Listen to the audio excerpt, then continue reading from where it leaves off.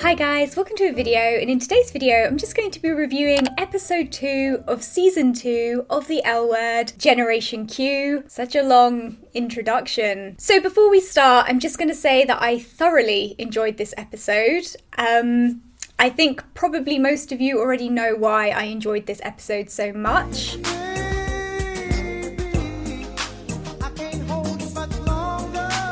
So, whilst I enjoyed this episode, I do just want to kind of go over some of the things that happened in this episode and give my thoughts on them. My homosexual thoughts. First thing I want to talk about in this episode is Bet wearing a leather jacket because, Jesus Christ, that took me back to season 1 of the OG and it filled me with homosexual desire and joyous thoughts. What am I saying? No, she just looks amazing in a leather jacket and, oh my god, the woman she's just a goddess. Okay, moving on. So the episode starts with Dani dealing from the fallout of Finley turning up at her and Sophie's wedding and essentially kind of outing the affair. I think it's fair that Finley got punched in the face. She did just humiliate Dani and Sophie in front of literally everybody and ruin their wedding. As much as I'm enjoying this new season so far, I still find it quite difficult to watch the new cast have scenes with one another. I don't want to say anything mean, but let's just say there's not a lot of juice there. Let's just say that. Alice looks so good this episode. I don't know who was dressing her, but chef's kiss to the wardrobe. Oh, hello. It's my plant, and I need to name this plant.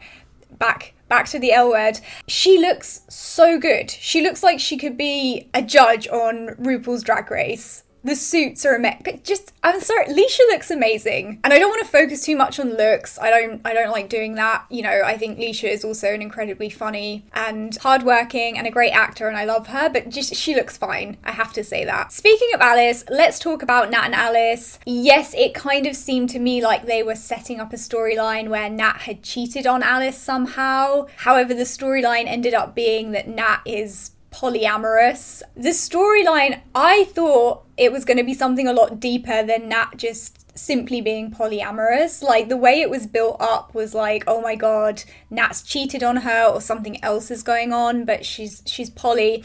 And then they kind of get into this kind of, I don't want to say argument, but heated discussion where Nat compares her polyamory to Alice's bisexuality. In my own opinion, that's not a great comparison. You know, polyamory and sexuality, whilst I guess there is some crossover, it's, you know, there's two quite different histories there, and you can't really compare, you know, someone being bisexual to being poly, because being poly is about having multiple relationships. Just because you're bisexual, it doesn't mean you're gonna have multiple relationships.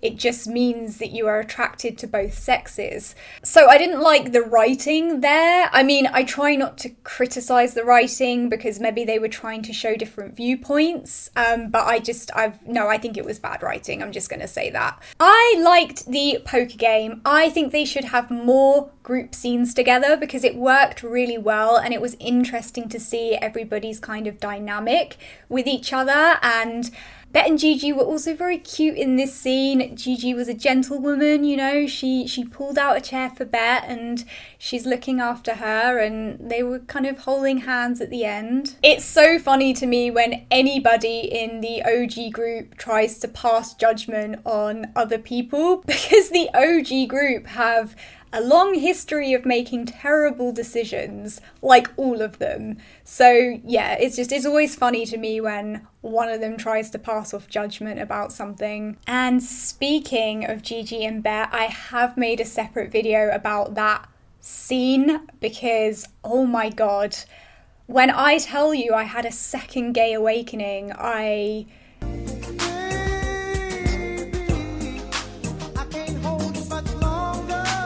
This scene was quite short. It's not really a complaint because I enjoyed every second of it, and, you know, I would never complain about anything with Bet and Gigi because just wow. And I think because that dynamic between them is so delicious and the chemistry is so potent, it's hard not to want more. So to be honest, even if that scene had gone on for an hour, I would have wanted more. It would have never been long enough. So yeah, it was short, but it was the best moment of my life. of my sad life. It was, oh my god.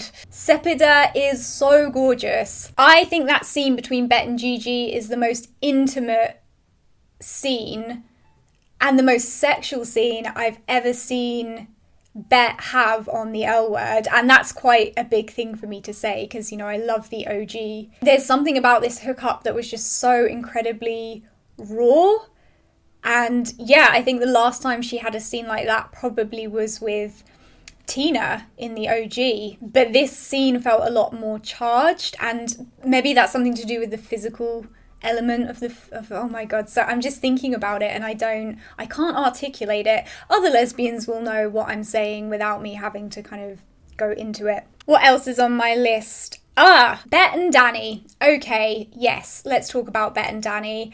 I thought Dani was going to kiss Bet when she came to see her at the end. And I'm not against Bet and Dani. I really like their dynamic. At the moment, it seems a bit more like Bet is a shoulder to cry on and somebody to lean on rather than a romantic interest. But I don't think they'll go there just because it seems too good to be true. You know, they're both gorgeous. There's chemistry there, and I think GQ should really work with that. But I don't know how, you know, the actors feel about it. You know, I don't know how it works behind the scenes. I hope they go there with Bet and Dani. I think that would be a productive move. Let's say that, and I think it would be such an interesting relationship to explore. And, you know, I do like the idea of Bet with a younger woman for personal reasons. But there are also rumours about Dani and Gigi becoming a couple, which everything Gigi touches turns to gold. So I'm happy with that little potential love triangle. So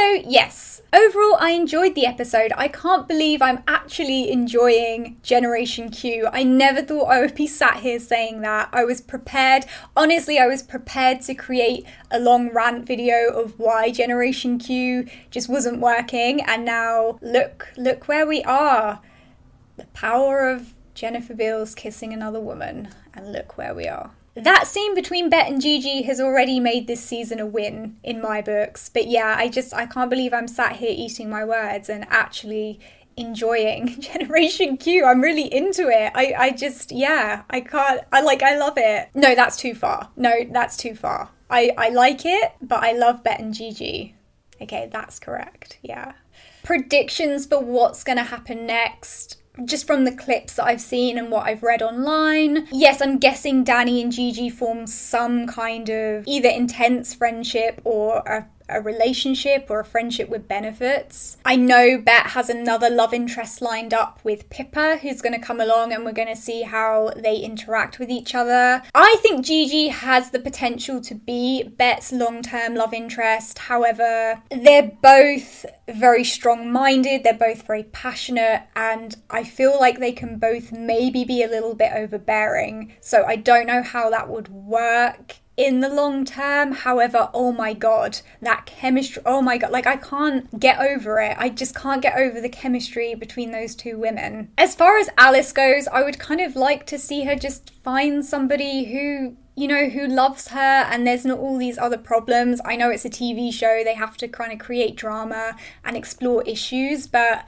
it would just be nice for Alice to catch a break, basically. Okay guys, if you've seen episode 2, let me know what you think of it down in the comments. Are you enjoying this season so far? Because I can't believe I am, but I am. Don't forget to subscribe for instant disappointment, and I'll see you guys soon.